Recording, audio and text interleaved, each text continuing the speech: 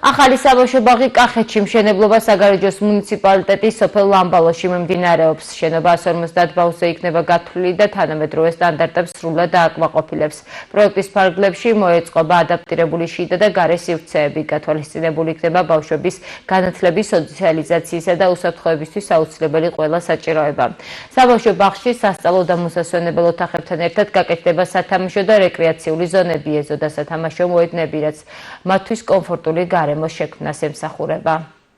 ამჟამად ვიმყოფებით ლამბალოში, სადაც მიმდინარეობს 150 ბავშვზე გათვლილი საბავშვო ბაღის მშენებლობა.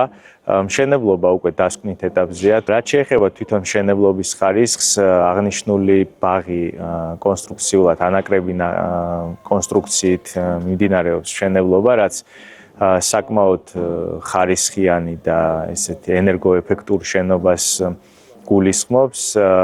მსგავსი პროექტი უკვე 7 ადგილას არის ფონდის მიერ განხორციელების პროცესში, რაც ძალიან კარგი ნოვაცია არის, ვფიქრობ. კარგი იქნება თუ აღნიშნული ინიციატივები ასევე სხვა კონტრაქტორების მიერაც იქნება შემოთავაზებული.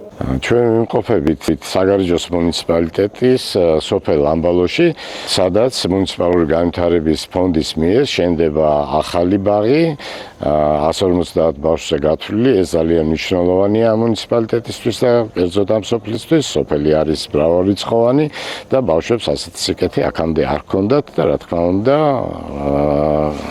მისი დასრულება და ამ ახალი ინფრასტრუქტურის შემატება სოფელზე ძალიან მნიშვნელოვან დადებით გავლენას მოახდენს.